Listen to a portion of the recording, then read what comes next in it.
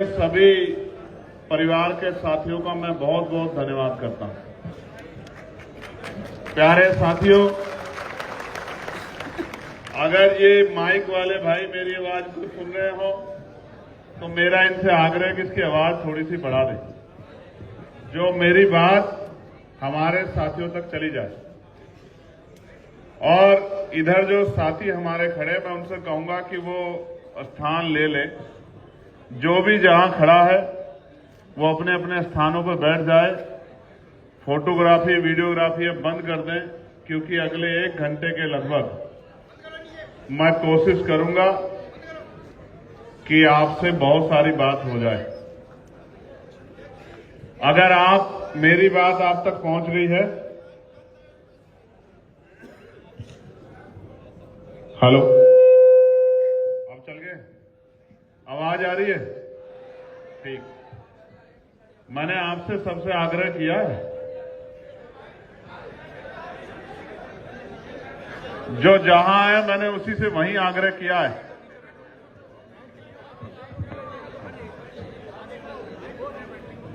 ये अगर थोड़े से इधर हो जाएंगे तो पीछे पर तो अच्छा हो जाएगा। बैठ जाओ बच्चों, बैठ जाओ। और ये जो इनकी वो जली हुई है फ्लैश लाइट, वो बंद कर लो, क्योंकि जैसे देखूंगा तो वो आंख पे असर करेगी। जिन जिन बंधुओं की जल रही, जैसे एक सज्जन यहां है, देखो आप कितने पढ़े लिखे हो, कितने समझदार हो, ये आपके व्यवहार से पता लगता है, कपड़ों से पता नहीं लगता है। ना कपड़ों से, ना बालों से, ना चेहरे से, ना रंग से, ना कद से। इसका एकमात्र पैमाना है कि आपका व्यवहार कैसा है। आपके व्यवहार से आपके व्यक्तित्व का आकलन होता है, मेरा ये मानना है। तो सबसे पहले मैं बहुजन समाज में जन्मे सभी संतों, गुरुओं और महान पुरुषों को नमन करता हूं। और एक श्रृंखला है बहुत बड़ी, जब हम उनको याद करते हैं तो मैं मानता हूं कि बार बार, चाहे मैं फेसबुक के माध्यम से किसी स्पीच में, मैं उन महापुरुषों का नाम लेता हूं। कई बार एक आधे महापुरुष का नाम छूट जाता है, लेकिन मैं उनके नाम जो लेता हूं उसका एकमात्र कारण ये है कि वो बहुत लोगों के लिए सामान्य व्यक्तित्व हो सकते हैं, लेकिन हमारे लिए वो हमारे महापुरुष हैं। और उनको पूजने की नहीं, उनको पढ़ने की जरूरत है। बुरा ये है कि हमारे बहुजन समाज ने भी महापुरुषों को पूजना शुरू कर दिया है, और जो हमारे विरोधी है वो भी चाहते हैं कि हम महापुरुषों को पूजें, पढ़ें ना। पूजने से किसी को पूजने से किसी की मुक्ति का रास्ता नहीं निकल सकता है।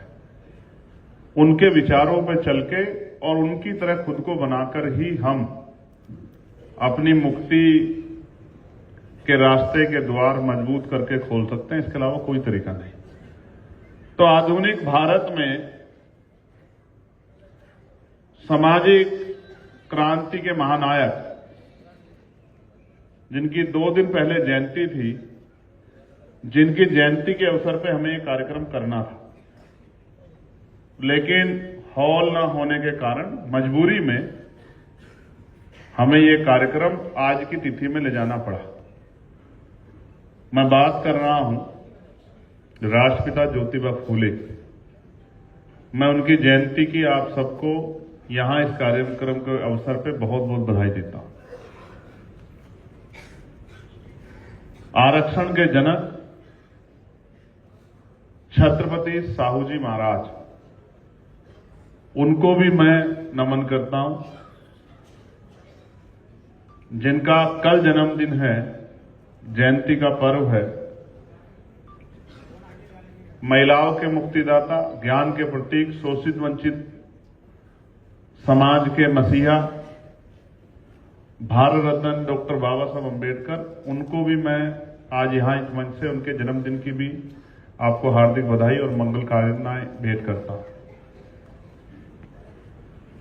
और एक लंबी लिस्ट है जिसमें संत गाडगे जी महाराज हैं, नारायणा गुरु हैं, हमारे मंच पे, हमारे बैनर्स पे नजर आते हैं। जिनमें मामना राम सुवर्मा हैं, चौधरी महाराज सिंह भारती हैं, सर छोटू राम हैं, चौधरी चरण सिंह जी हैं, कोतवाल धन सिंह गुर्जर हैं, बाबू शिवदयाल चौरसिया है, संतराम बी प्रजापति है, संतू जी लाड हैं, जिनमें बाबू जगदेव प्रसाद जी हैं, जननायक कपूरी ठाकुर हैं, जिनमें मान्यवर दीना भाना वाल्मीकि हैं, जिनमें ब्रह्मानंद लोधी हैं, जिनमें हमारे राजनीतिक गुरु मान्यवर साहब श्री काशीराम हैं।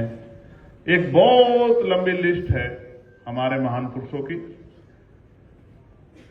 इसलिए मैं उनको बार बार नमन करता हूं कि जो लोग मुझसे प्यार करते हैं, मुझ में आस्था विश्वास रखते हैं, जो लोग मुझसे प्रेरणा लेते हैं कि वो इन महापुरुषों को जरूर पढ़ें। और मैं आपको गारंटी देके कह रहा हूं, अगर आप इन महापुरुषों को नहीं पढ़ोगे तो आप इस आंदोलन का हिस्सा नहीं बन पाओगे उतनी मजबूती से, जितनी मजबूती से हम लोग उम्मीद लगाए बैठे। तो प्यारे साथियों,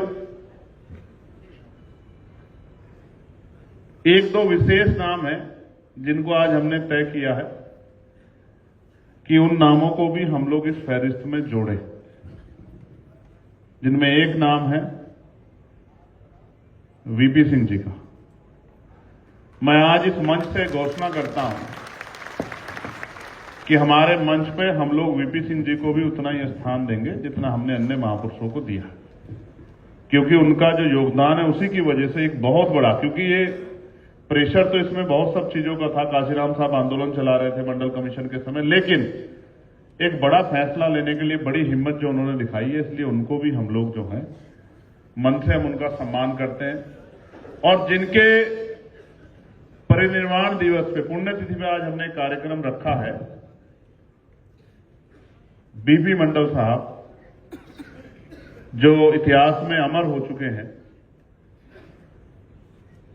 जब ये तय हुआ कि अगर 11 में नहीं तो कार्यक्रम कब, क्योंकि 14 का भी कार्यक्रम है, तो फिर ये पता याद आया इस चर्चा में कि 90 के दशक में जो सशक्तिकरण का एक नई छलांग लगी, उसमें बीपी मंडल जी को अग्रणीय जो है स्थान मिला है। तो बीपी मंडल जी की पुण्यतिथि इसी 13 तारीख को है, तो हमने कहा कि 13 तारीख को एक कार्यक्रम करेंगे। और अच्छा हुआ कि ये मंच भी, ये ऑडिटोरियम में मिल गया। तो बीपी मंडल जी भी हमारे महान पुरुषों में से हैं, उनको भी मैं नमन करता हूं। मामना रामसूम वर्मा जी, जिनका हम लोग अर्जक संघ के बैनर पे, जिनका बहुत बड़ा योगदान है अर्जक संघ के जरिए, उनको भी हम लोग जो है याद करते हैं। प्यारे साथियों, मैं प्रदेश भर से आए आजाद समाज पार्टी काशीराम के, भीम आर्मी के, पिछड़े वर्ग के सभी प्रतिनिधियों को, कार्यकर्ताओं को, पदाधिकारियों को भी, और प्रदेश के हमारे पूरे नेतृत्व को जो इस मंच पर इधर बैठा है, जो चाहे विधानसभा, जिले, मंडल, संभाग, जोन, प्रदेश या राष्ट्रीय स्तर पर पार्टी का प्रतिनिधित्व कर रहा है पिछड़े वर्ग की तरफ से, उनको भी मैं बहुत बहुत बधाई देता हूं। उत्तर प्रदेश की टीम को, जिन्होंने ऐतिहासिक कार्यक्रम कराने का काम किया। प्यारे साथियों, अगले 30-40 मिनट में कोशिश करूंगा कि अपने दिल में जो बात, और ये कार्यक्रम बहुत दिन पहले होना था, फिर इसमें डिले हुआ, क्योंकि आपको याद होगा कि ये कार्यक्रम हमने 9 अक्टूबर को रखा था, लेकिन 9 अक्टूबर को दूसरी पार्टी का एक कार्यक्रम यहां लखनऊ में आयोजित हो गया, तो हमने अपने कार्यक्रम को बैक कर लिया, क्योंकि उससे पहले हमने मुस्लिम समस्या और समाधान के रूप में एक कार्यक्रम किया था। प्यारे साथियों, उत्तर प्रदेश में जनवरी 25 में प्रदेश और राष्ट्रीय कमेटी में चर्चा हुई कि मीडिया के लोग हम पे एक सवाल खड़ा करते हैं। वो कहते हैं कि आजाद समाज पार्टी नौजवानों की पार्टी है। फिर वो, क्योंकि उसका नेचर है मीडिया का, फिर वो कहते हैं कि एक क्षेत्र की पार्टी है। तो हमारी पार्टी के लोगों ने तय किया कि हम इन दोनों बातों का जवाब जमीन पर देंगे, ना कि सिर्फ बोलकर। तो जमीन पर जवाब देने के लिए हमारे पास जिम्मेदारी थी कि जवाब कैसे दिया जाए। तो जवाब देने के लिए उत्तर प्रदेश के संगठन से ये बात सामने आई कि जब हम 18 मंडलों में प्रबुद्धजन सम्मेलन करेंगे और वो प्रबुद्धजन सम्मेलन का लक्ष्य जो होगा वो ये होगा कि हम उन मंडलों में जो प्रधान हैं, पूर्व प्रधान हैं, क्षेत्र पंचायत सदस्य हैं, जिला पंचायत सदस्य हैं, रिटायर्ड अधिकारी हैं, कर्मचारी हैं, पूर्व विधायक हैं और तमाम वो सीनियर लोग जो समाज को रास्ता दिखाते हैं, उनको हम लोग निमंत्रण भेजेंगे 70-80% और 20-30% अपने कार्यकर्ताओं को बुलाएंगे और एक अच्छा कार्यक्रम कराएंगे जिसमें आपको बुलाएंगे। और ये पहला कार्यक्रम सहारनपुर में हुआ और आखिरी कार्यक्रम इलाहाबाद में हुआ। तो सहारनपुर के कार्यक्रम से लेकर 18 जब कार्यक्रम हुए, मैं आपको गारंटी से कह सकता हूं कि चौथे 5वें कार्यक्रम का इतना बड़ा प्रभाव था पूरे उत्तर प्रदेश में कि बहुत सारी पार्टियों की नींद जो है, जो वो नींद में सोए हुए थे, वो नींद खुल गई। और बहुत सारे सोए हुए लोगों ने भी अपने अपने कार्यक्रम करने शुरू कर दिए। लोकतंत्र में होना भी चाहिए, कंपटीशन होना चाहिए।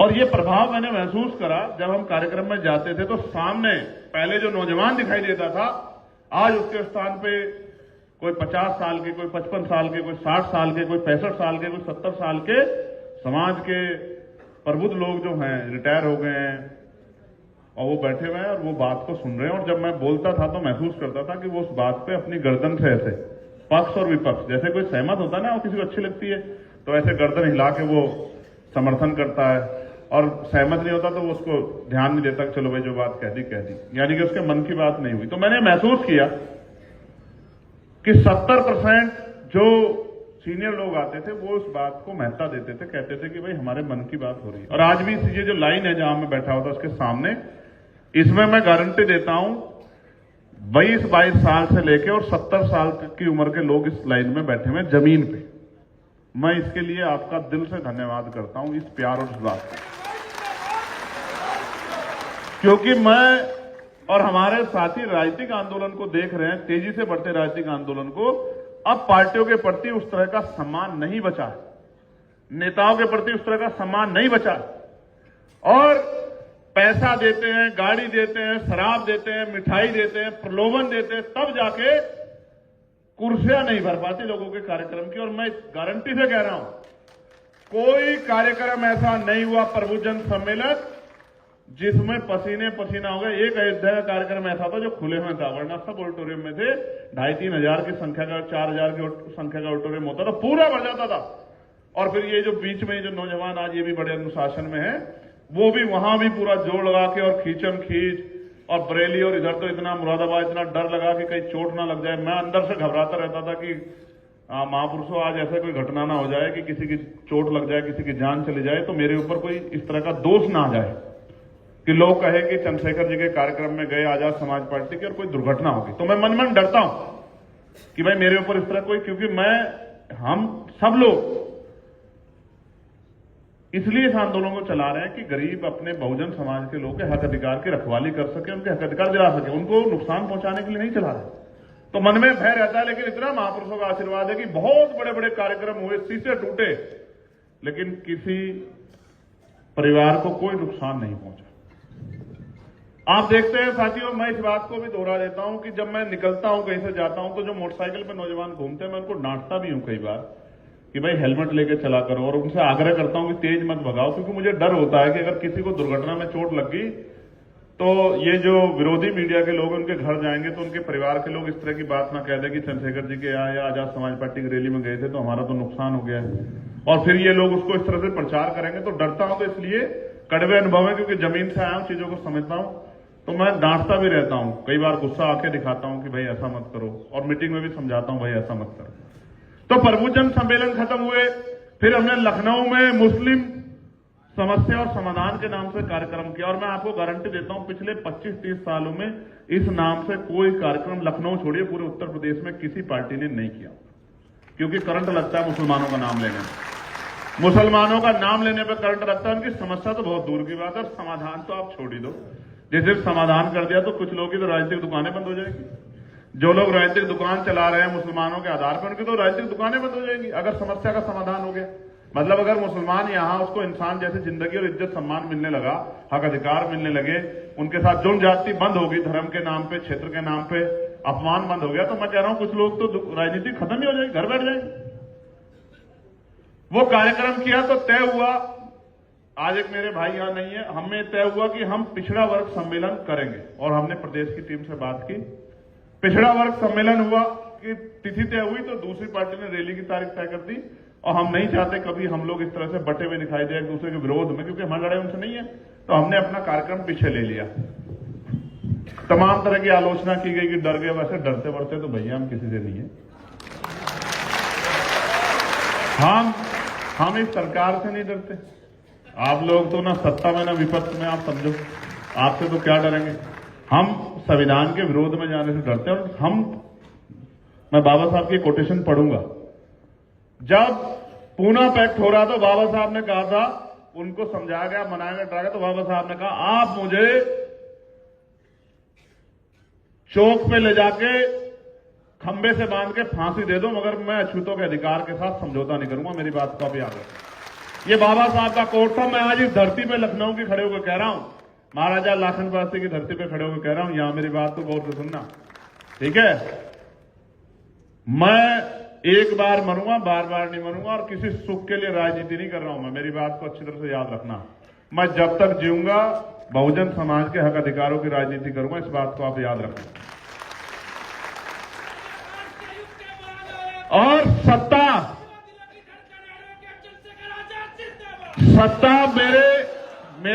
मेरी जेब में नहीं है। अगर सत्ता मेरे जेब में होती या मुझे व्यक्तिगत कहीं से सत्ता लानी पड़ती, तो अगर मुझे हजारों लोगों के ऊपर से भी गुजरना पड़ता तो मैं सत्ता लाके आपके पैरों में रख देता। ये लोकतंत्र है। अगर राजतंत्र होता और तलवार के दम पे सत्ता आती तो मैं उस लड़ाई को भी लड़ता आपके लिए। मेरी बात को गौर से सुनना आप। लेकिन क्योंकि ये लोकतंत्र है और कलम से और वोट से शक्ति मिलेगी, इसलिए ये लड़ाई में जब तक आप अपना किरदार अदा नहीं करोगे, अपना रोल अदा नहीं करोगे, अपनी जिम्मेदारी नहीं उठाओगे, तब तक इस लड़ाई को हम लोग नहीं जीत सकते। और जिस दिन आपने अपनी जिम्मेदारी उठा ली, मैं गारंटी देता हूं आपको कि आजाद समाज पार्टी भीम आर्मी जैसा कार्यकर्ता किसी पार्टी में नहीं है। आज के समय में देश की किसी पार्टी के पास इतना मजबूत और ताकतवर कार्यकर्ता, संघर्षशील कार्यकर्ता नहीं। बस वो अपनी जिम्मेदारी समझ ले। जैसे वो मेरी एक आवाज पे पता नहीं कहां से आता है, उड़ता रहता है, इधर भी दौड़ता है, उधर भी दौड़ता है, और एडमिनिस्ट्रेशन कहता कहां से आगे। अगर वो बस मेरे कहे से जो बात मैं कहता हूं वो भी करना शुरू कर दे तो सारी बात ठीक हो जाएगी। तो प्यारे साथियों, अब आते हैं पिछड़े वर्ग सम्मेलन पे। तो भाई मैं जब पढ़ रहा था, इस पूरे उसको समझ रहा था, तो मैंने वर्ण व्यवस्था पढ़ी, फिर जाति व्यवस्था पढ़ी। आप लोगों को भी पढ़नी चाहिए। कुछ मैं उस तरह के सोर्स लाया हूं आपको बताने के लिए कि आपकी समझ में आए। और बहुत सारी जो इस समय जो राजनीति चल रही है उस पर भी मैं अपनी बात रखूंगा। लेकिन पहले महत्वपूर्ण बात जिससे आपको और जिस वजह से मैंने आपसे आग्रह किया आने का, और जिसको सुनना है आपको समझना है, क्योंकि आज समझने की जरूरत है। पहली बात यह है कि 1928 में बंबई प्रांत के गवर्नर महोदय मिस्टर OBH स्टार्ट, जो ICS थे, नाम के एक अधिकारी की अध्यक्षता में पिछड़ी जातियों के लिए कमेटी नियुक्त हुई। इस कमेटी में डॉक्टर बाबा साहब अंबेडकर ने ही शूद्र वर्ग की जुड़ी जातियों को अदर बैकवर्ड कास्ट के नाम से संबोधित किया। एक बात। दूसरी बात, मैं तो इस बात को नहीं मानता, क्योंकि मैं मानता हूं कि जातियां हमारे महापुरुषों ने नहीं बनाई है। जातियां इंसानों को बांटने के लिए बनाई गई है। वैचारिक रूप से धर्म और तमाम तरह की चीजें वो, क्योंकि जीवन जीने की पत्तियां हो सकती हैं, लेकिन जातियां नहीं हो सकती। जातियां जानवरों में तो हो सकती है, प्रजातियां भी जानवरों में हो सकती है, लेकिन इंसानों में नहीं हो सकती। क्योंकि एक ही प्रक्रिया से बच्चा पैदा होता है और उसको बचपन में जब वो छोटा होता है, या यहां जितने लोग बैठे हैं, मैं गारंटी से कह सकता हूं, अगर आपको नाम ना बताया जाए, पीछे का सरनेम ना बताया जाए, तो आप नहीं बता सकते, आप कितने भी विद्वान क्यों ना हो, कि किस जाति का है। अगर उसके नाम के पीछे पाल ना लगाओ, प्रजापति ना लगाओ, कश्यप ना लगाओ, मौर्य ना लगाओ, शाक्य ना लगाओ, बिंद ना लगाओ, राजभर ना लगाओ, केवट ना लगाओ, जाट ना लगाओ, गुजर ना लगाओ, यादव ना लगाओ, लोधी ना लगाओ, अगर ये सब चीजें नहीं लगी, जाटा ना लगा हो, सोनकर ना लगा हो, धानुक ना लगा हो, पटेल ना लगाओ, अगर ये सब चीजें राजपूत ना लगाओ, गोत्र के रूप में शर्मा, चौबे, छब्बे, दूबे ये ना लगाओ, तो आप नहीं बता सकते। श्रीवास्तव ना लगाओ कि ये आदमी किस जाति का है, क्योंकि कोई इस जाति को नापने का कोई पैमाना पैरामीटर इस देश में नहीं। जब हम बताते हैं कि मैं संजीव पाल हूं, मैं सुनील चौधरी हूं, मैं ये हूं, मैं वो हूं, मैं एक्स हूं, मैं वाई हूं, मैं जेड हूं, तब हमें पता लगता है कि ये आदमी कौन। तो हमारे महापुरुषों ने जातियां नहीं बनाई, इसलिए मैं बहुत जिम्मेदारी से कह सकता हूं कि कोई ऊंचा नीचा नहीं।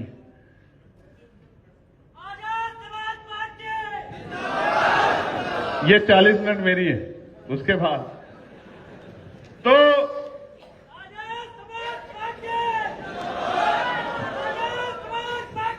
जिंदाबाद। होता क्या है, मैं बड़ा प्रैक्टिकल आदमी, जैसे मैं किसी बात को आपको समझा रहा हूं, अचानक से कोई और बोलेगा, आपका ध्यान दूर चला जाएगा, तो मेरी बात का जो प्रभाव या आप तक जो पहुंचनी है वो नहीं पहुंच पाए।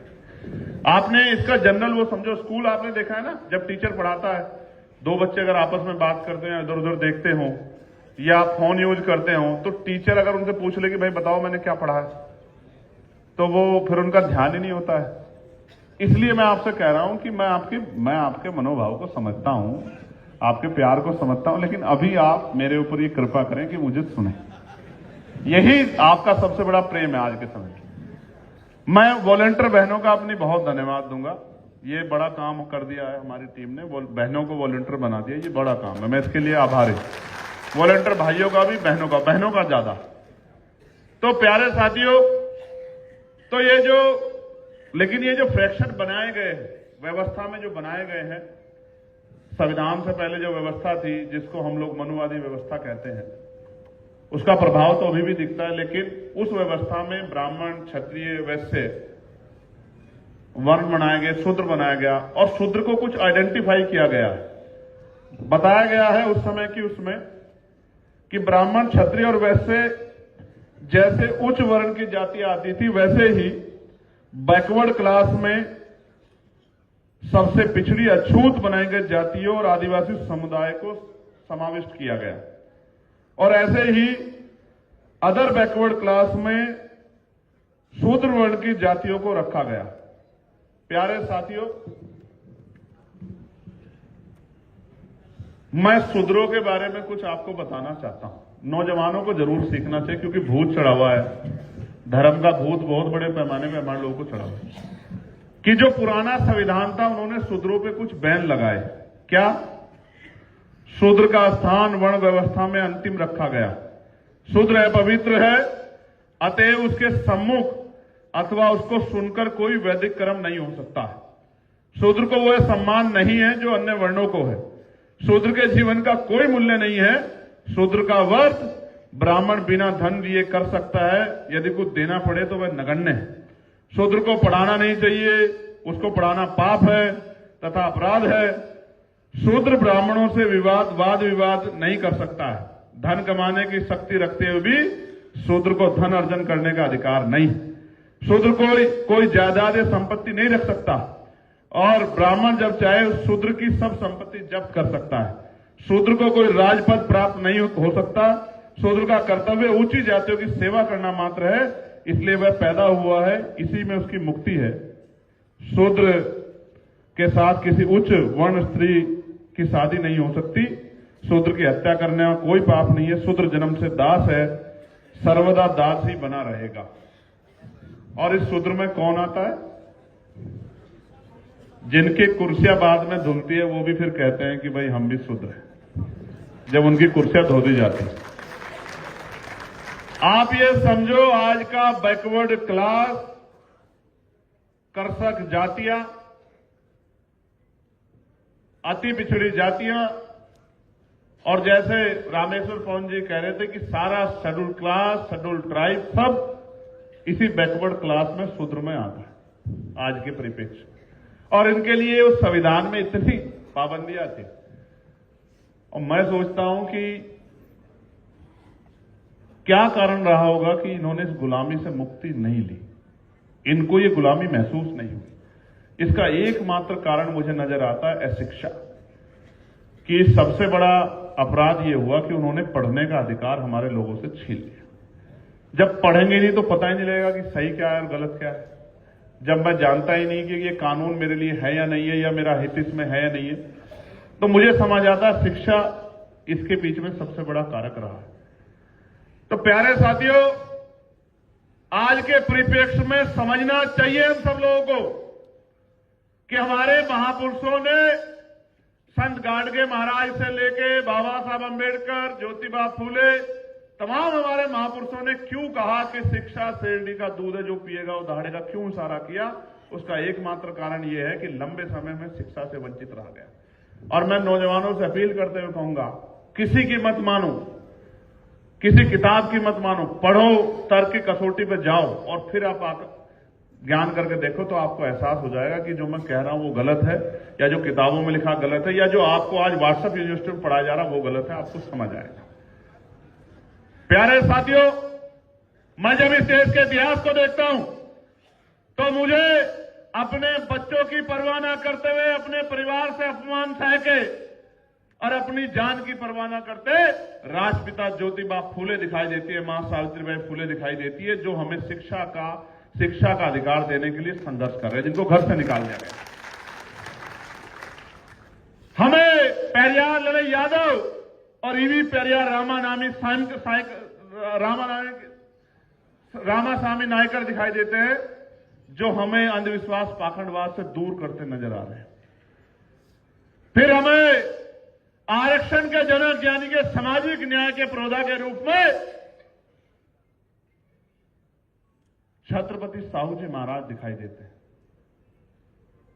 प्यारे साथियों, बर्मानंद लोधी जी हो, रामसुभ वर्मा हो, बाबू जगदेव प्रसाद हो, जननायक कपूरी ठाकुर हो, संतराम बी प्रजापति हो, बाबू शिवदयाल चौरसिया हो, ये कौन है? ये कौन है? ये वही ओबीसी समाज है, वर्ण व्यवस्था का शूद्र, और आज की कॉन्स्टिट्यूशनल व्यवस्था में अदर बैकवर्ड क्लास, जिनको सदियों तक हमारे भाई, हमारा ही परिवार, जिनको सदियों तक जुल्म, जाति, अन्याय, अत्याचार सहना पड़ा। तो जब हम ये आंदोलन चलाते हैं और अपने महापुरुषों की विचारधारा पे बात करते हैं, मैं मानता हूं बाबा साहब अंबेडकर ने 3 महापुरुषों को अपना गुरु माना। पहले तथागत गौतम बुद्ध, दूसरे गुरु कबीर, और तीसरे राष्ट्रपिता ज्योतिबा फूले। उनकी शिक्षाओं को ग्रहण करके बाबा साहब ने हमारी मुक्ति का रास्ता खोला। अगर छत्रपति साहू जी महाराज प्रयास नहीं करते तो बाबा साहब को इस लड़ाई को लड़ने में काफी समय लग जाता।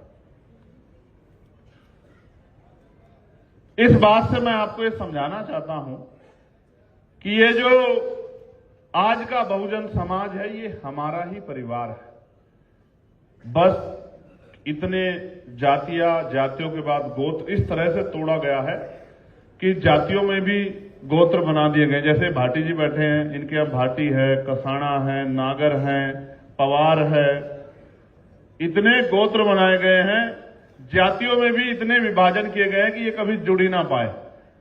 तो मैं आपको ये कहना चाहता हूं आज के इस परिप्रेक्ष्य में और आज इस मंच से कि ये बहुजन समाज हमारा परिवार है। आजाद समाज पार्टी बहुजन समाज के हर एक वर्ग, जाति की हर एक वर्ग की, हर अंतिम कार्यकर्ता की पार्टी है, जो इस मंच तक पहुंचने के पैसे, जिसके पास जेब में नहीं है, इस कार्यक्रम में पहुंचने के पैसे नहीं है, हर एक व्यक्ति का उतना ही अधिकार आजाद समाज पार्टी काशीराम का पे है जितना मेरा और आप सब लोग का, हर कार्यकर्ता का उतना अधिकार है जो मेहनत कर रहा है। चाहे वो इस मंच पर है, चाहे वो सामने है, चाहे वो घर में बैठ के सुन रहा है, चाहे वो किसी खेतों में काम कर रहा है, चाहे वो रिक्शा चला रहा है, चाहे वो पान का खोखा चला रहा है, वो कहीं भी है, चाहे वो सिपाही के रूप में नौकरी कर रहा है, चाहे वो दरोगा के रूप में नौकरी कर रहा है, चाहे वो तहसीलदार के रूप में नौकरी कर रहा है, वो कहीं भी कोई भी काम कर रहा है, अपनी जिम्मेदारियों का निर्वहन कर रहा है, हर उस व्यक्ति का, हर उस बहन का, उस मां का उतना ही अधिकार आजाद समाज पार्टी में जितना मेरा है। मैं आपको बहुत जिम्मेदारी से कह रहा हूं, मैं बहुत जिम्मेदारी से कह रहा हूं, आजाद समाज पार्टी में परिवारवाद कभी नहीं आएगा। मैं इस बात का इस मंच से ऐलान करता हूं, मेरी बात पे आजाद समाज पार्टी में एक ही पैमाना होगा आगे बढ़ने के लिए, वो होगा व्यक्ति का कर्म। जो जितना अच्छा काम करेगा, जो जितना त्याग करेगा, जो जितनी मेहनत करेगा, जो जितनी अच्छा शक्ति से काम करेगा और जो लगातार काम करता रहेगा, मैं आपको विश्वास दिलाता हूं कि आजाद समाज पार्टी में निरंतर तरक्की करता रहेगा। उसके हितों की रक्षा गारंटी आजाद समाज पार्टी का मंच देता, मैं आपको इस बात का विश्वास दिलाता हूं। प्यारे साथियों, ये मैंने नाम आपको इसलिए बताए क्योंकि मैंने महसूस किया कि हमारे नौजवानों में आज कहीं ना कहीं ये बात आती है कि भाई इस आंदोलन में, ये आंदोलन किस किस का है। तो ये बात बतानी जरूरी है कि ये पूरे बहुजन समाज का आंदोलन है, ना किसी एक जाति का, ना किसी एक धर्म का, ना किसी एक वर्ग का, ये सबका सामूहिक आंदोलन है।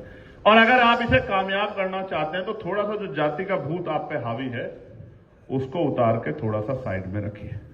अगर आप उस भूत को नहीं उतारेंगे तो मैं गारंटी देता हूं कि यह आंदोलन कामयाब नहीं हो पाएगा। आप समझिए कि राष्ट्रपिता ज्योतिबा फूले को अगर वो भी जाति व्यवस्था को मानते तो वो काहे को आप लोगों के लिए स्कूल चलाते भाई?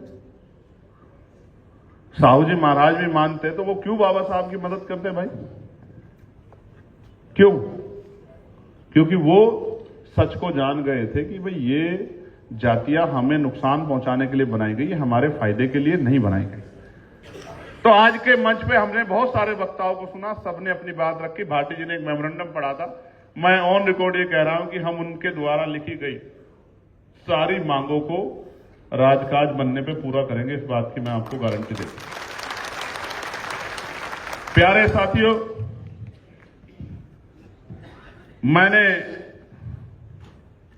कुछ महत्वपूर्ण बातें मुझे आपसे वो रखनी है जिससे भविष्य की योजनाएं आप तक पहुंचे। पहली बात, ये बात तो मैं आपको लाइव आके या मीडिया के माध्यम से बता सकता, आपको बुलाया क्यों गया है उसका कारण समझते हैं आप? उसका कारण यह है कि जब आप यहां से जाएं तो मेरे ऊपर और इस आंदोलन पे एक सहयोग आप करें कि जो बात मैं आज आपसे यहां कह रहा हूं उस बात को आप अपने क्षेत्र में, अपनी गली में, अपनी विधानसभा में, अपने कस्बे में, अपने शहर में, अपने जिले में, अपने मंडल में हर घर तक पहुंचाने का काम करें। अगर वास्तविकता में आपके अंदर भी वही दर्द चल रहा है जो मेरे और मेरे जैसे लाखों आजाद समाज पार्टी के कार्यकर्ताओं के अंदर चल रहा है, अगर आप लंबे समय से जो हक अधिकारों से वंचित रखे गए हैं और आज आप अपने बहुजन समाज के लिए उनकी गरीबी, बेबसी, जब आप गांव में जाते होंगे उनके हाल देखते होंगे, टूटे घर देखते होंगे, फटे कपड़े देखते रहते, उनका भोजन देखते होंगे, उनके घरों के हालात देखते होंगे और उनकी सड़कें देखते होंगे, तमाम तरह की उनकी आंख में आते हुए आंसू देखते होंगे। अगर आपके अंदर भी वो दर्द है तो मेरा आपसे आग्रह है कि इस बात को आप घर घर तक पहुंचाना कि हम क्या करेंगे और हमारी पार्टी किन विषयों को लेकर काम कर रही है। उससे पहले 25 अप्रैल 1948 का लखनऊ का एक भाषण मैं बाबा साहब अम्बेडकर का कोट करना चाहता हूं। लखनऊ था, जगह स्थान कहां थी मुझे नहीं पता है, लेकिन बाबा साहब अम्बेडकर लंबे समय बाद यहां आए थे और बाबा साहब ने एक ऐतिहासिक भाषण दिया था। बड़ा विवाद हुआ था, उस पर बड़ा विवाद हुआ था। वो भाषण मैं आप सबके सामने कोट करना चाहता हूं। तिथि में कोई बदलाव हो सकता है, भाषण में कोई बदलाव नहीं हो सकता, स्थान में बदलाव हो सकता है, लेकिन भाषण में कोई बदलाव नहीं हो सकता। बाबा साहब अम्बेडकर जिस सभा में आए थे वो एक संयुक्त सभा थी दलित और पिछड़े वर्ग के लोगों की, और उस सभा में जब बाबा साहब अम्बेडकर बोल रहे थे तो बाबा साहब अम्बेडकर ने कहा कि हमारे लोग अभी भी समझदार नहीं बन पा रहे। इस देश में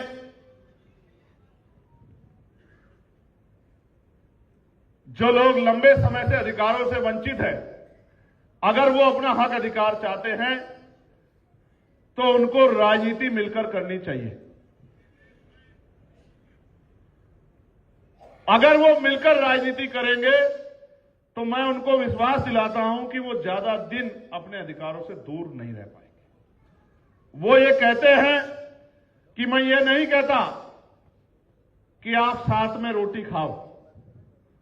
वो ये कहते हैं मैं नहीं कहता कि आप रोटी बेटी का रिश्ता करो, मगर मैं ये कहना चाहता हूं कि जिनके हालत एक जैसी है, जिनके अधिकार एक जैसे लोगों ने लूटे हैं, जिनको अपने अधिकारों के प्रति जिनके अंदर संवेदना है, जो अपने अधिकार लेना चाहते हैं, उनको टुकड़ों में नहीं बंटना चाहिए, उनको मिलकर अपनी ताकत को बनाना चाहिए। क्योंकि इस देश में आने वाले समय में जो लोकतंत्र आएगा, वोट से जब ताकत बनेगी, सरों से जब आपकी गिनती होगी और आप एक लाइन में लग के अगर वोट करोगे, तो तत्कालीन जो मुख्यमंत्री थे उन्होंने उनके लिए कहा, मैं कहूंगा विवाद हो जाएगा कि ऐसे मुख्यमंत्री आपके पैरों के जूतों के फीते बांधने में भी गौरवान्वित महसूस करेंगे। ये बात बाबा साहब अम्बेडकर ने,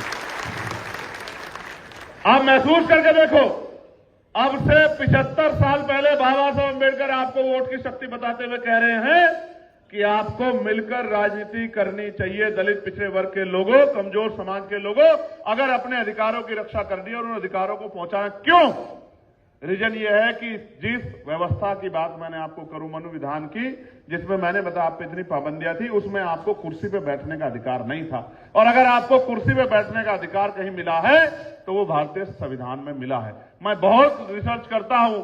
1919 से पहले मुट्ठी भर लोग, गिनती के लोग, प्रथम पंक्ति में जितने लोग, इतने लोग इस देश में वोट करते थे, अंग्रेजों के साथ मिलकर सरकार चलाते थे। 1919 से पहले सिविल सेवा में एक भी भारतीय को अवसर नहीं था। फिर बाबा साहब अम्बेडकर ने 1928 को बहिष्कृत हितकारिणी महासभा के बैनर पर तले मेमोरेंडम दिया ब्रिटिश काउंसिल को, और उसके बाद साइमन कमीशन इंडिया आया। और जब साइमन कमीशन इंडिया आया तो साइमन कमीशन ने जो रिपोर्ट यहां से बनाई, 29 में वो यहां से गया, 30 में पहला गोलमेज सम्मेलन हुआ। पहले गोलमेज सम्मेलन में बाबा साहब अम्बेडकर ने इस देश के कमजोर वर्गों के, बैकवर्ड क्लासेस के बारे में गोलमेज सम्मेलन में अपनी बात रखी। 30 में रखी, 31 में रखी, 32 में रखी। और इन तीनों सम्मेलन के बाद इस देश में बहुत सारे परिवर्तन हुए। और मुझे नहीं कहना चाहिए क्योंकि वो लोग आज की सत्ता में नहीं है, बड़ा हमला हो जाएगा उन पे, लेकिन बहुत जिम्मेदारी से मैं ये कह रहा हूं, मैं बहुत ईमानदारी से इस बात को कह रहा हूं कि मिस्टर गांधी, जिनको देश ने इतना बड़ा सम्मान दिया, मिस्टर गांधी ने ये उस समय के मुसलमान भाइयों से जो वहां प्रतिनिधि थे, कुरान पे हाथ रख के कसम खिलवा के उनसे ये मांग की कि आप डॉक्टर बाबा साहब अम्बेडकर की मांगों का समर्थन ना करें, हम आपकी सभी मांगों के साथ खड़े रहेंगे। लेकिन उस समय के मुस्लिम लीडर्स ने मना कर दिया कि हमारा मजहब इस बात की गवाही नहीं देता कि हम अपने स्वार्थ के लिए किसी दूसरे के हक को लूटने का काम करें या उसके विरोध में काम करें। मैं नहीं कह रहा हूं, आप डिबेट पढ़ लीजिए, मैं कोई बात इन्फ्लुएंस होकर नहीं कहता है, वोट के लिए नहीं कहता, ये आप डिबेट में पढ़ लीजिए, आपको पता लग जाएगा। तो उस समय के मुस्लिम नेताओं ने बाबा साहब अम्बेडकर का साथ दिया, ना कि मिस्टर गांधी का साथ दिया, जिसकी वजह से बाबा साहब अम्बेडकर को कम्युनल अवार्ड मिला और बाबा साहब 1932 में कम्युनल अवार्ड सांप्रदायिक पंचांग लेके यहां पहुंचे। बहुत जख्म दिए हैं सबने मिलकर समय समय पे, जिन्होंने हाथ पकड़ा है उनसे वादा है कि जिस दिन ताकत बनेगी आपकी तरफ आंख उठाने वाला कोई गुंडा चैन से नहीं बैठेगा। याद अभी भी सड़कों पे लड़ाई तो जारी है, लेकिन जब ताकत बनेगी तो आप देखना कि न्याय, तंत्र और व्यवस्था किसे कहते हैं, मैं आपको विश्वास दिलाता हूं।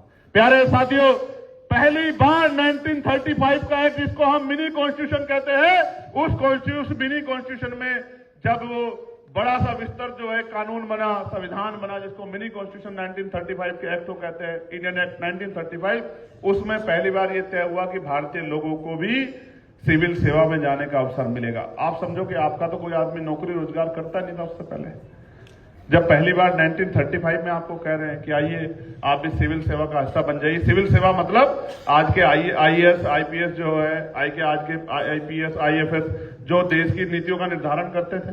तो जब नीति निर्धारण में आप थी नहीं तो आपकी बात कौन करता? अंग्रेजों के साथ भी चाटुकार लोग लगे हुए थे बहुत सारे, ठीक है।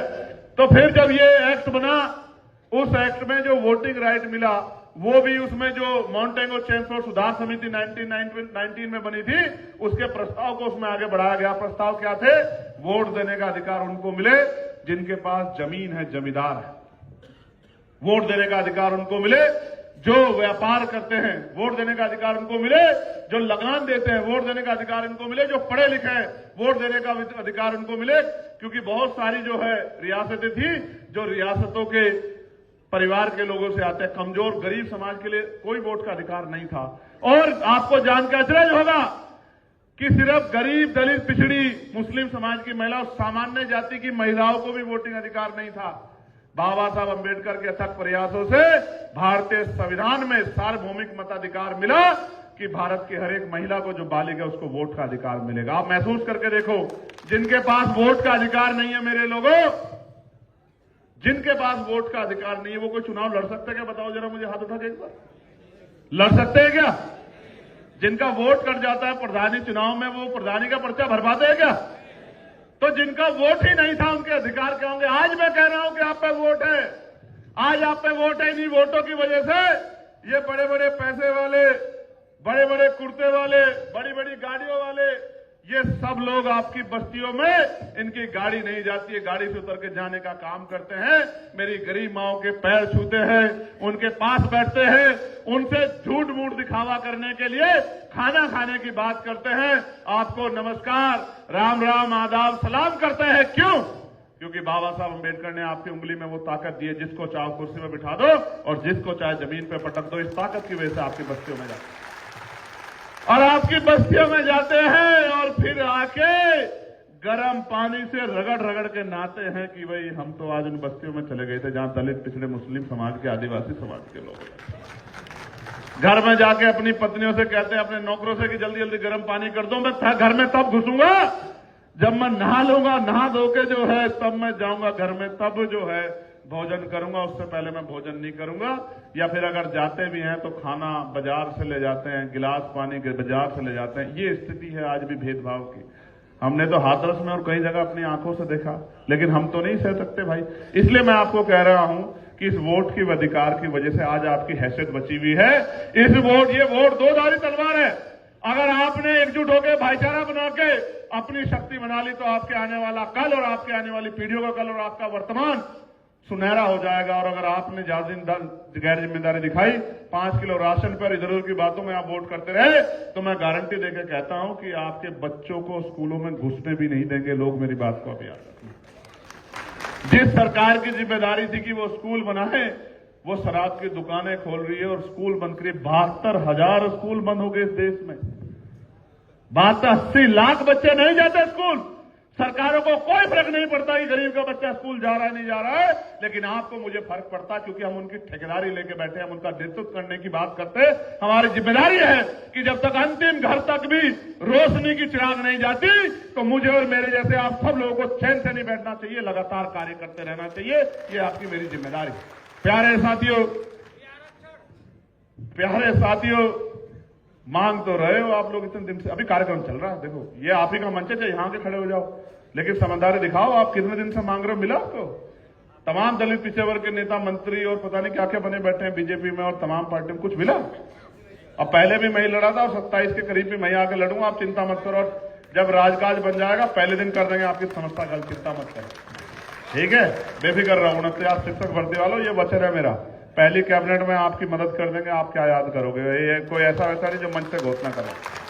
प्यारे साथियों, हम कुछ मांगों को लेकर राजनीति कर रहे हैं और आप सहमति असहमति जता देना, मंच भी जताए और सामने बैठे लोग भी।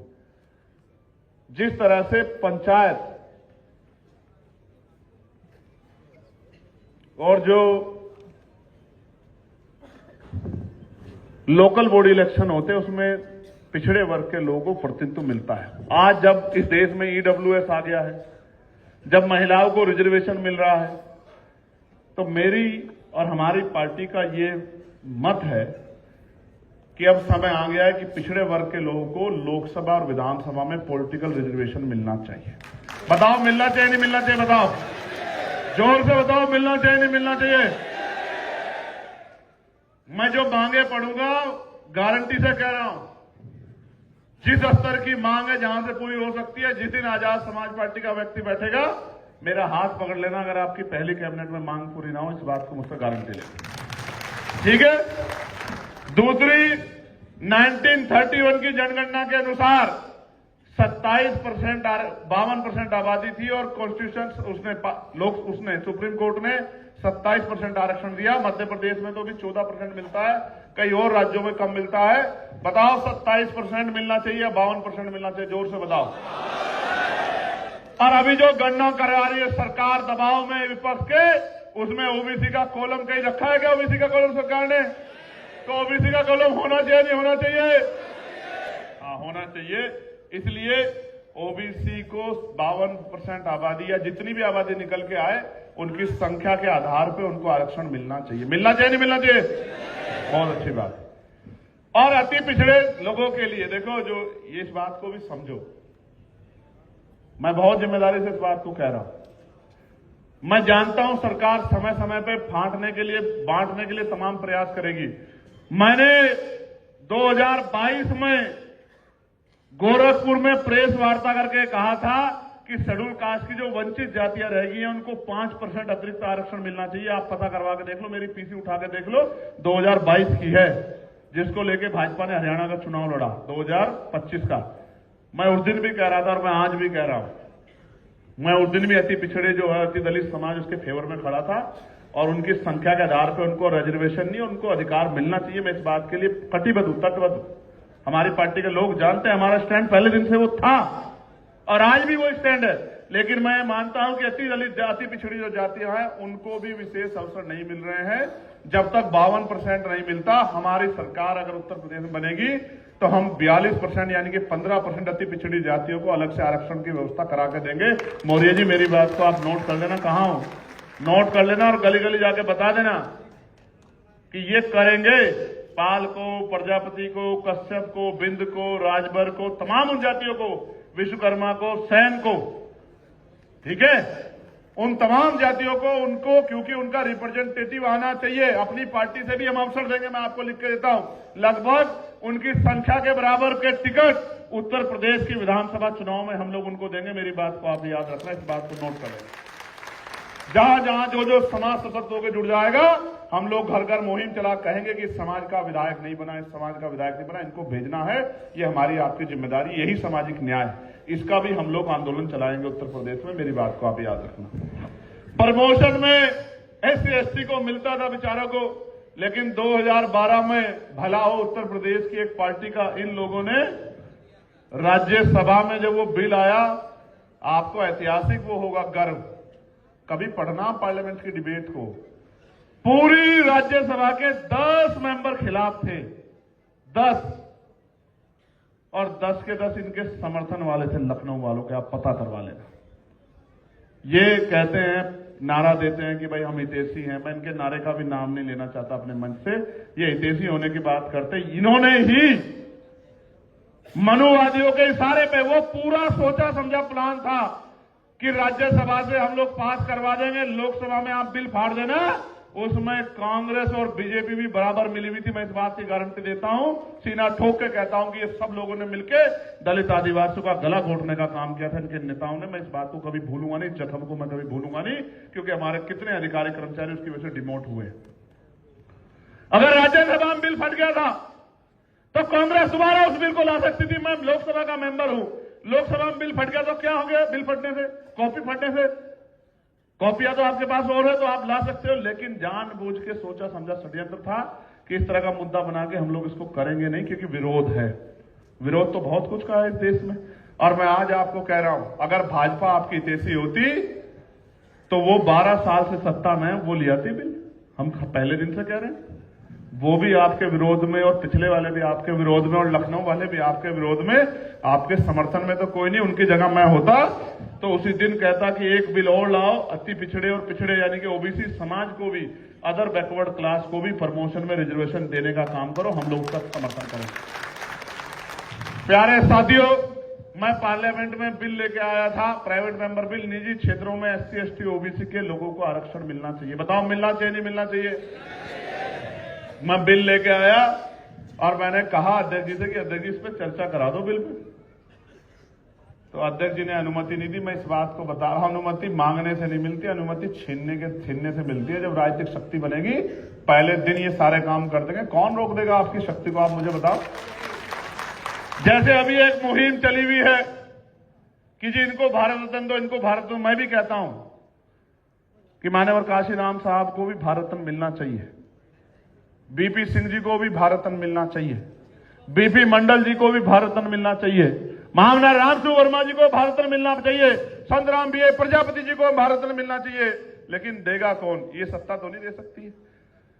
तो काशीराम साहब जब होते थे तो वो तो कहते थे कि भाई मांगने की जरूरत नहीं, हम तो छीन लेंगे।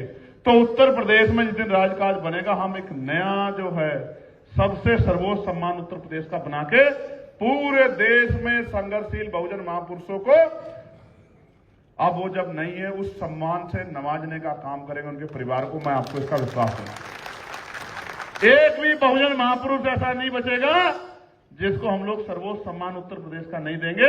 और जिस दिन देश के सत्ता की कुर्सी की टांगे हमारे हाथ में आ गई, मैं आपको लिख के देता हूं, जिस महापुरुष का योगदान है उनमें से एक महापुरुष नहीं बचेगा जिनको हम लोग उचित सम्मान, भारत रत्न और से भी बड़े सम्मान की आवश्यकता पड़ी वो दिलाने का काम करेंगे। मेरी बात का प्यारे साथियों, न्यायपालिका से तो मैं लगातार आग्रह कर रहा हूं कि भाई वहां हमारा रिप्रेजेंटेशन होना चाहिए। मैं जिस मंच से भी कहता हूं, हम लोग पुरजोर आंदोलन चलाएंगे। हालांकि जब मैं बात कहूंगा तो बहुत सारे लोग मन पक्का कर लेंगे कि इस आदमी को रोकना है, लेकिन हम लोग रुकेंगे या आगे बढ़ेंगे ये तो आपके ऊपर डिपेंड करता है। लेकिन मैं बहुत जिम्मेदारी से कह रहा हूं कि न्यायपालिका में भी SC, ST, OBC के जजों को अवसर मिलना चाहिए, उनको आरक्षण मिलना चाहिए, ये भी हमारी डिमांड है। प्यारे साथियों, संख्या के आधार पर बजट का निर्धारण होना चाहिए। अगर किसी जैसे SC पिछड़े समाज की आबादी 36% है तो उसको 36% बजट एक एक आदमी की संख्या के आधार पर गणना करा के उसका बजट का लाभ मिलना चाहिए कि अंतिम परिवार तक भी वो सुख सुविधा और अवसर पहुंचे जिसके वो अधिकारी हैं। और जिसकी जितनी जो है मुस्लिम समाज 20% है तो 20% बजट का हिस्सा मुस्लिम समाज पे खर्च होना चाहिए। जो समाज 15% है, 20% है, उस पर 21% होना चाहिए, 19% नहीं होना चाहिए। सामान्य जाति की जो आबादी है उस पर भी उसकी संख्या के आधार पर बजट का हिस्सा खर्च होना चाहिए। ये हम लोग प्रस्ताव बना के इस व्यवस्था को करने का काम करेंगे। प्यारे साथियों, मंडल कमीशन की बाकी सिफारिशें हम लोग लागू कराने का काम करेंगे। जिस बात को लेकर मोदी जी आए थे, मोदी जी ने कहा कि मुझे गंगा मां ने बुलाया है और वो 2-2 बार जो है 3-3 बार प्राइम मिनिस्टर बन गए। उनको तो मां गंगा ने 1 बार बुलाया होगा, लेकिन वो तो 3-3 बार बन गए, अब भी कुर्सी छोड़ना नहीं चाहते हैं। तो मैं ये कहता हूं कि उन्होंने जब नारा दिया कि मैं पिछड़े परिवार का हूं और मंडल कमीशन की सिफारिश से लागू करूंगा, तो मेरे पिछड़े वर्ग के लोगों बताओ, जब उनको वोट डालने आप लोग जाते हो तो कभी क्यों नहीं पूछते कि वो मंडल कमीशन अब कहां चला गया है, वो कमंडल के नीचे कैसे दब गया? तो आप लोग पूछते नहीं हो, तो इस वजह से वो आपके अधिकारों पर डाका डाल के बैठे। मंडल कमीशन की बाकी सिफारिशें लागू कराने के लिए हम लोग पूरे प्रदेश में जन जागरण अभियान चलाएंगे और अवसर बनने पे मंडल कमीशन की बाकी सिफारिशें भी लागू कराएंगे। सरकारी ठेकों में पिछली सरकार ने SC, ST के लिए आरक्षण की व्यवस्था की थी और ये जो लखनऊ वालों की सरकार आई, जो हितैषी होने की बात करते हैं, इन्होंने उसको तत्काल खत्म कर दिया। और इनकी जगह मैं होता तो SC, ST के साथ OBC, पिछड़े और अति पिछड़े जातियों को भी, गरीब परिवारों को, उनको आगे बढ़ाने के लिए सरकारी ठेकों में आरक्षण दिलाने का काम करते, क्योंकि वो जनता का ही पैसा है, जनता के टैक्स का ही पैसा है, क्योंकि इन पे नीति नहीं, इसलिए ये हमेशा उल्टा ही काम करते हैं। प्यारे साथियों, अभी UGC की गाइडलाइन आई थी, नई गाइडलाइन देखी थी नहीं देखी थी? जोर से बताओ, देखी थी नहीं देखी थी? तो जब UGC की गाइडलाइन आई तो तमाम नेताओं के मुखौटे उतर गए, जो नारा लगाते हैं कि भाई हमारे में ये भी है, ये भी है, ये भी है।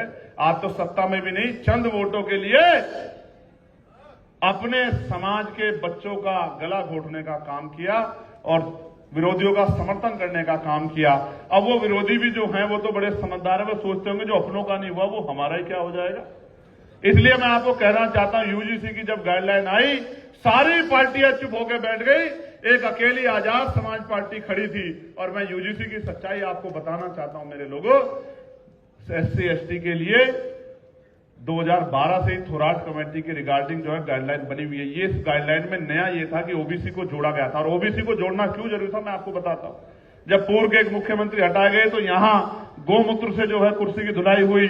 जब वहां एक यादव परिवार, आपको याद होगा, एटा मैनपुरी में व्यासपीठ में बैठ गया तो उसकी चोटी काट के जो है उसको मूत्र से जो है उस मूत्र से जो है उसका अपमान किया गया। कल एक दो दिन पहले एक लोधी समाज के हमारे परिवार के हमारे भाई को, जो कथावाचक है, जब उसकी जाति पता लग गई उसको खींच के ले जाकर गाड़ी बंद करके उसको पीटने का काम किया। उससे पहले वहां मध्य प्रदेश में कुशवा समाज के लोगों को पैरों का मैल चटवाने का काम किया। तमाम तरह से जो है हमारे बहुजन समाज को अपमानित करने का काम किया, घोड़ी रोकने का काम किया। मैं इस पीड़ा को जानता हूं कि अगर आप कुछ नहीं कर पाते, रोक नहीं पाते, तो फिर जाति के आधार पर आप गांव से लेकर हर जगह अपमान करते हो, यूनिवर्सिटियों में, सरकारी दफ्तरों में अपमान करते हो। इसलिए मुझे पता था कि ये सही हुई है गाइडलाइन, इसलिए मैंने उसका जोरदार समर्थन किया। और बाकी जो अपने आप को बहुजन समाज के नेता कहते हैं, उन्होंने उसका विरोध किया और आपके बच्चों पे की जीवन पे जो खतरा मंडरा रहा है, उस खतरे को और मजबूत करने का काम किया। आपको समझना पड़ेगा ये नेता आपके हितैषी है या नहीं है। अगर आप जाति के आधार पर नेता का चयन करोगे तो मैं लिख कर देता हूं, फिर वो कहावत पूरी होगी कि जलते घर को देखने वाले, फूंस का छप्पर आपका है, आग के पीछे तेज हवा है, आगे मुकद्दर आपका है। मैं तेरे कत्ल पे मैं भी चुप था, मेरा नंबर अब आया, मेरे कत्ल पे तू भी चुप है, अगला नंबर। तो अगर आप चुप रहे तो वो दिन दूर नहीं है कि इस तरह की समस्या का आपको सामना करना पड़ेगा। प्यारे साथियों, उत्तर प्रदेश में सरकार कह रही है विकास हो रहा है, और मैंने जो पहली लाइन कही थी कि हमें अपने महापुरुषों को पढ़ना है, उनके विचारों पर चलना, पूजना नहीं। मुझे आज ही पता लगा लखनऊ उतरने के बाद कि उत्तर प्रदेश की सरकार आज रात को 15,000 दीपक जला रही बाबा साहब अम्बेडकर के सम्मान में। कितने दीपक? 15,000 दीपक। क्यों जला रही आपको पता है? मैं बताता हूं। जब ये अयोध्या में कार्यक्रम करते दीपक जला के, इनकी बड़ी आलोचना होती है कि गरीब परिवार तेल भर रहे हैं, उनमें से डब्बों में तेल भर रहे हैं घर के लिए, तो आलोचना करने में ज्यादा जो है ये बहुजन समाज के लोग रहते हैं। तो इन्होंने कहा कि इनके महापुरुषों की जयंती के समय भी ये तेज दीपक जलाना शुरू कर दो, तो फिर ये अपनों के चक्कर में आके हमारा विरोध नहीं करेंगे। मगर मैं आपको बताना चाहता हूं, दीपक की मांग तो मैंने भी आपसे की थी कि आप दीपक एक दिन जरूर जलाना। इसलिए जलाना कि आपके बच्चे आपसे पूछेंगे, आपको जलाना चाहिए फूले साहब की जयंती पे, आपको जलाना चाहिए तथागत गौतम बुद्ध की जयंती पे, आपको जलाना चाहिए बाबा साहब की जयंती पे। क्यों? कारण क्या? संत राम पीए प्रजापति की जयंती पे, मामरा रामसु वर्मा की जयंती पे क्यों? प्यारेलाल यादव की जयंती पे क्यों? क्योंकि जब आपके घर में वो दीपक जलेगा तो आपका बच्चा जरूर पूछेगा कि आज क्या है कि आपने दीपक जलाया। जब वो आपसे बच्चा आपके उस मन में जिज्ञासा पैदा हो जाए तो आप उसको बताना कि आज हमारे इस महापुरुष की जयंती है, इसलिए हमने दीपक जलाया, क्योंकि हमारे जीवन में दीपक, हमारे जीवन में रोशनी करने वाले ये महापुरुष है, इनका योगदान है, जिससे आपकी आने वाली पीढ़ियां अंधविश्वास, पाखंडवाद, झूठ भरम में ना जाके अपने सच्चे महापुरुषों को पहचान के उन महापुरुषों के दिखाए रास्ते पर चलने का काम किया। इसलिए मैंने आपसे कहा। लेकिन ये सरकार क्या कर रही है? इस सरकार को मैंने पत्र लिखा कि बाबा साहब अम्बेडकर की जयंती पर नई परमिशन दे दो। 5,000 एप्लीकेशन मेरे पास है, लेकिन उत्तर प्रदेश की इस सरकार ने एक भी नई परमिशन नहीं दी।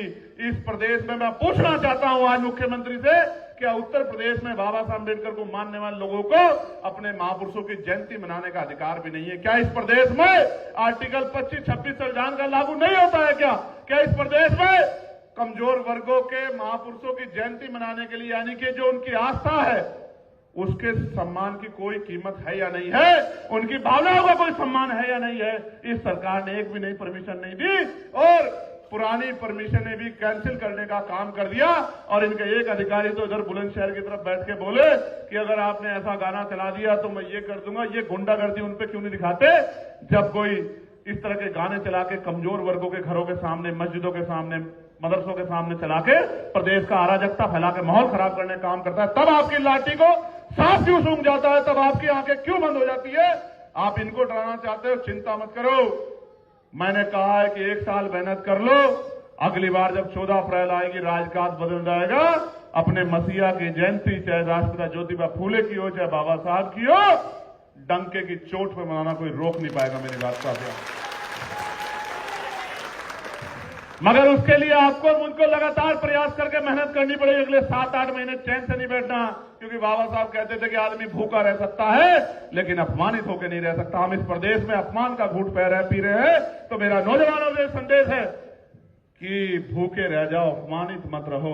अपमान का घूंट पीने से अच्छा है अगले 8 महीने दिन रात मेहनत करके लगा दो, बहुजन समाज में भाईचारा पैदा कर दो, घर घर जाके लोगों को जगाने का काम कर दो। मैं आपको विश्वास दिलाता हूं कि उत्तर प्रदेश की तस्वीर नगीना की तरह बदल जाएगी। मेरी बात को आप याद। प्यारे साथियों, बातें बहुत सारी हैं जिन पे कहना है, जिनको सुनना है।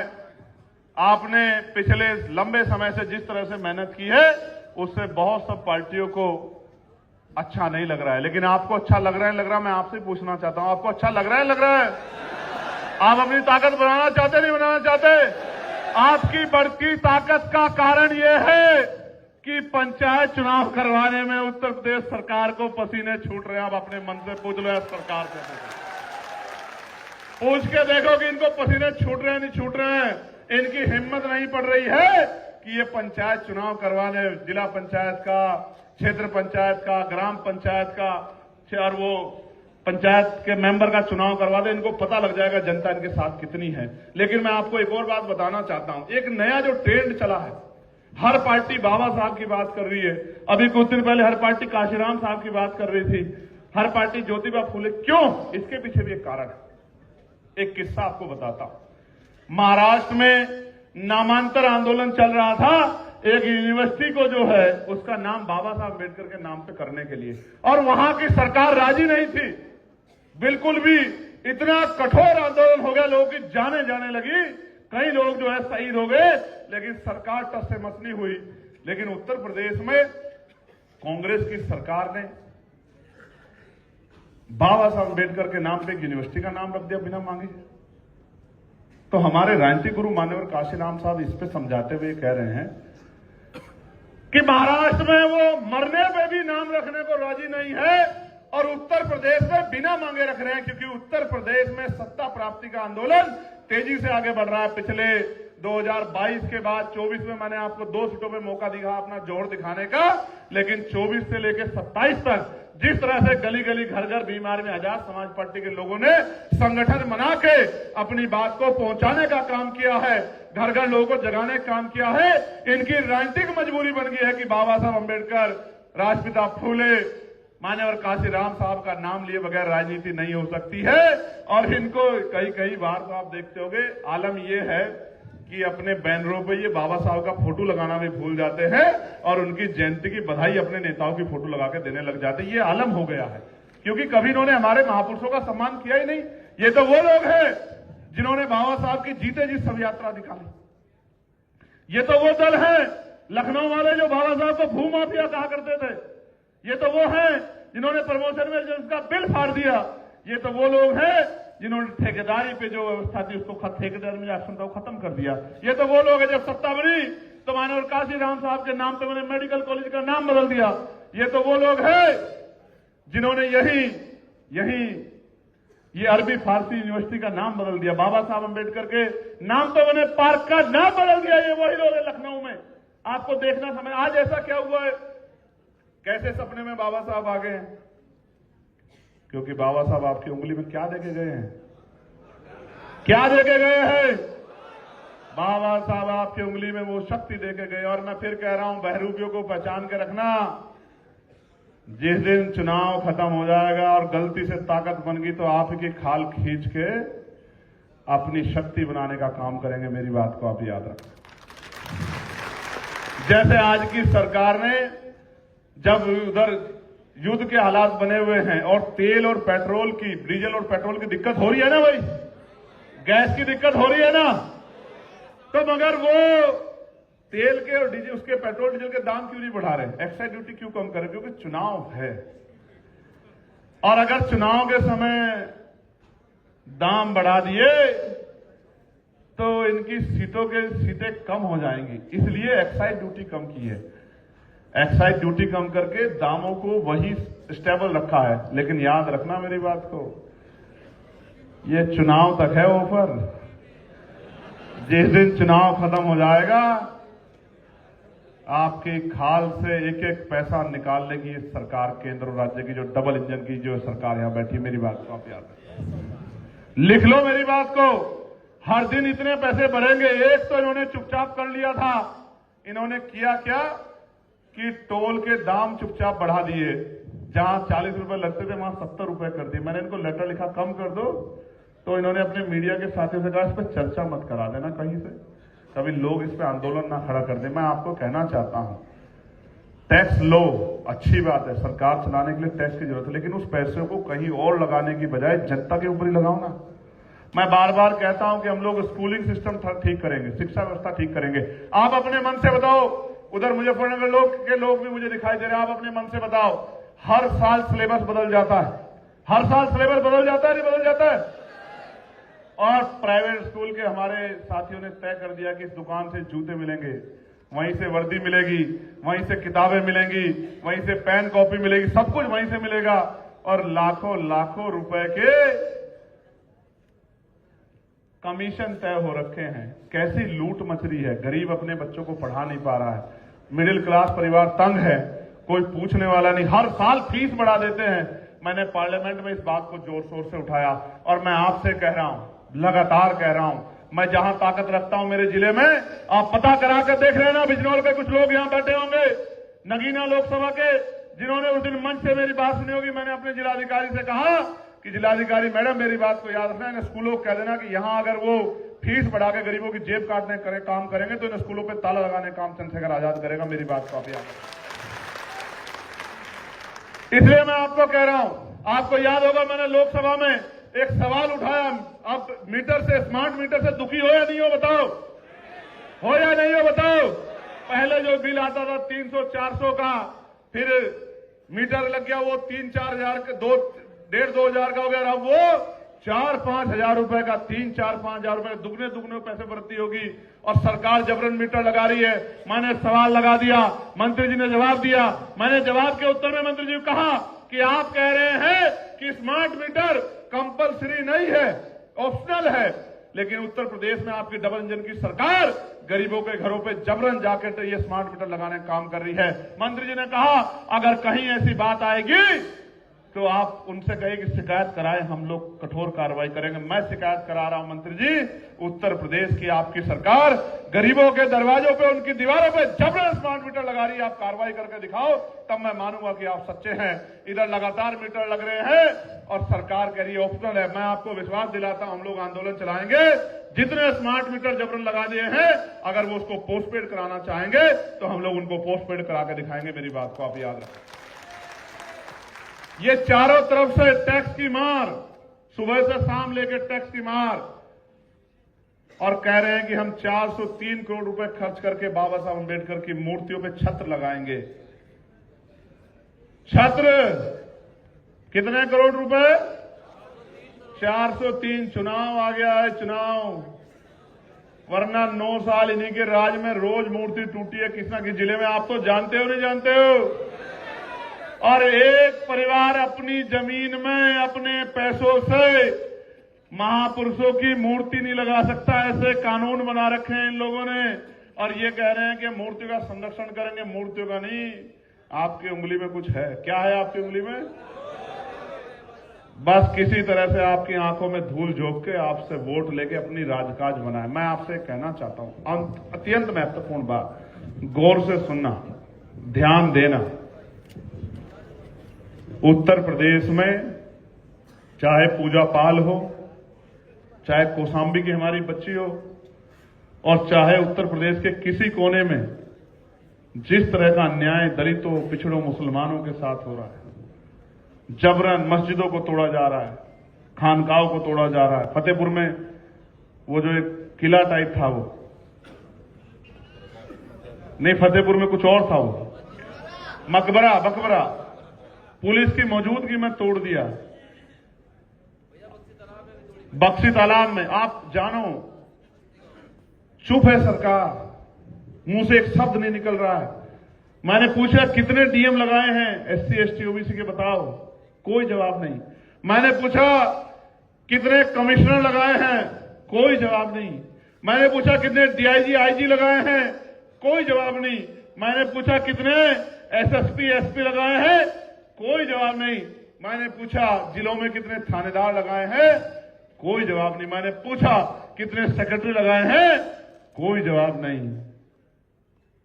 अगर आपका कोई अच्छा ईमानदार अधिकारी है तो उसको कहीं अटैच करके बिठा रखा है कि वो अपने समुदाय के लिए कोई काम ना कर दे, गरीबों के लिए कुछ इंतजाम ना कर दे। इतनी भेदभाव वाली सरकार उत्तर प्रदेश में पहले देखी नहीं गई, जिस तरह का भेदभाव किया जा रहा है उत्तर प्रदेश के अंदर। कोई पूछने वाला नहीं है, कोई कहने वाला नहीं है, और चारों तरफ अंधकार है। अगर एक उम्मीद कोई है तो वो आप हैं।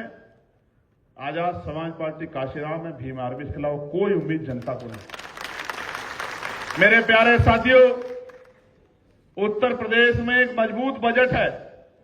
उस बजट पे मेरी निगाह है, मेरे परिवार के लिए, कि मेरे परिवार को उस बजट में उनकी संख्या के आधार पर हिस्सा मिलना चाहिए। क्या मेरी निगाह गलत है? मेरे इस परिवार को उसमें हिस्सा मिलना चाहिए, नहीं मिलना चाहिए? मिलना चाहिए, नहीं मिलना चाहिए? तो मैं पूछना चाहता हूं कि स्कॉलरशिप हमारे बच्चों को क्यों नहीं मिलनी चाहिए इस समय पे? मैं पूछना चाहता हूं कि जो फेलोशिप ओवरसीज जो है स्कॉलरशिप मिल रही है, कम से कम 5,000 बच्चे गरीब अति पिछड़े समाज के विदेशों में शिक्षा प्राप्त करने के लिए जाने चाहिए, नहीं जाने चाहिए? आप लोग बताओ ईमानदार से हाथ खड़े करके। क्यों सरकार योजना नहीं चलाती? जो जमीन है, बंजर जमीन है, उसको क्यों जो है हमारे पिछड़े वर्ग के, दलित वर्ग के, मुस्लिम परिवारों को परिवारों में बांट के उनको जो है अच्छी जिंदगी जीने के लिए, सम्मानजनक जीवन जीने के लिए क्यों नहीं व्यवस्था करती? मैं लगातार मांग उठा रहा हूं, आशा बहनों का, आंगनबाड़ी बहनों का, भोजन माताओं का, पंचायत सहायकों का, रोजगार सेवकों का, पीआरडी के जवानों का, होमगार्ड भाइयों बहनों का, जिनके वेतन में सम्मानजनक वृद्धि करनी चाहिए। हमने मांग उठाई अनुदेशकों के वेतन में, शिक्षा मित्रों के वेतन में की वृद्धि होनी चाहिए। और 69,000 शिक्षक भर्ती के बच्चों को मैंने अपनी आंखों से देखा, जब वो बच्चियां जाती थी भाजपा कार्यालय किसी मंत्री के यहां, तो उनके हाथ तोड़ देते थे पुलिस के लोग, लाठियां मार मार के, रोती हुई आती थी। एक दिन जब मैं पहली बार गया और मेरे सामने उन्होंने अपनी बात रखी, मैं अपनी भावुकता को नहीं रोक पाया, मेरी आंख से भाटी जी मेरे साथ थे, आंसू आ गए, चित्तौड़ जी मेरे साथ थे, मैं अपनी भावुकता को नहीं रोक पाया, क्योंकि ये शक्ति जो हम बना रहे हैं अपनी बहनों की रक्षा के लिए बना रहे हैं, अपनी बहनों के हाथों को टूटते हुए देखने के लिए नहीं बना रहे। मुझे बड़ी तकलीफ हुई। 5 दिन तक हम लोग लगातार आंदोलन करते रहे, सरकार की डर गई। विधानसभा चुनाव था, सरकार ने हमारे प्रतिनिधिमंडल को बुलाया और लगभग 6,800 नियुक्तियां जारी की, लिस्ट जारी की। फिर कोर्ट में अपने आदमी भेज के हाई कोर्ट में रोक लगवा दी। हाई कोर्ट से जीत गए तो सुप्रीम कोर्ट चले गए। सुप्रीम कोर्ट में भी हमारे साथी लड़ रहे हैं, और कई बार निराशा होती जब सुप्रीम कोर्ट ऐसे गंभीर मामलों में लंबे समय तक सुनवाई नहीं करता, तो मन में पीड़ा होती है मेरे लोगों। कितने? 30 डेट लग गई हैं, और यूजीसी में तो एक भी डेट नहीं लगी थी। इसलिए मैं कहता हूं कि आपकी हिस्सेदारी वहां होनी चाहिए। होनी चाहिए, नहीं होनी चाहिए? इसलिए आपको कह रहा हूं, अगर आज आप काम शुरू कर दोगे, अगले 8 महीने मेहनत कर लोगे, घर घर जाके प्रचार कर लोगे, घर घर जाके लोगों को समझाने का काम कर लोगे, भाईचारा बना लोगे, तो अगले 5 साल आपके घरों में जो जुल्म जातीय अत्याचार का साया आता था, वो आपकी बस्तियों से भी कोसों मील दिखाई नहीं देगा दूर। मैं आपको गारंटी देके कहता हूं। और नहीं करोगे मेहनत, नहीं करोगे काम, नहीं बनाओगे भाईचारा, नहीं बनाओगे शक्ति, तो फिर पता है क्या होगा? फिर जहां हत्या होगी, जहां किसी बहन की इज्जत पे आंच आएगी, जहां किसी का घर जलाया जाएगा, किसी की जमीन छीनी जाएगी, किसी को लूटा जाएगा, किसी को मारा जाएगा, किसी का जाति के आधार पर अपमान होगा, तो आप मुझसे कहा करोगे भैया चंद्रशेखर आ जाओ। अकेला चंद्रशेखर कहां जाएगा, आप मुझे बताओ। इसलिए आपको कह रहा हूं, अगर आपने जिम्मेदारी से काम नहीं किया तो फिर आप भी उतने ही दोषी होंगे जितनी सरकार दोषी है, क्योंकि हम लोग तो पूरा समय देके काम कर रहे हैं, अगर आपने ईमानदारी से काम नहीं किया यहां से जाने के बाद। इसलिए मैं आपको कह रहा हूं, प्यारे साथियों, आपने सबको मौका दिया है, एक मौका आजाद समाज पार्टी काशीराम को मिलना चाहिए, नहीं मिलना चाहिए? आप बताओ। मिलना चाहिए, नहीं मिलना चाहिए? एक एक मौका मिलेगा तो आपको वास्तविकता में सम्राट अशोक के सपनों का भारत दिखाई देगा, सपनों का उत्तर प्रदेश दिखाई देगा। मेरी बात को आप याद रखें। इसलिए आपको कह रहा हूं मेरे प्यारे साथियों, बहुत मेहनत तो आप लोग कर रहे हो, लेकिन निकल जाओ अपनी बस्तियों में, अपनी गलियों में, अपने गांव में, अपने कस्बों में, और घर घर जाके समय निकाल कर जैसे 8 घंटे पेट के लिए काम करते हैं, 2 घंटे रोज स्वाभिमान सम्मान की जिंदगी जीने के लिए भी काम करो कि उत्तर प्रदेश में हमारे साथ जुर्म जातीय अन्याय अत्याचार ना हो।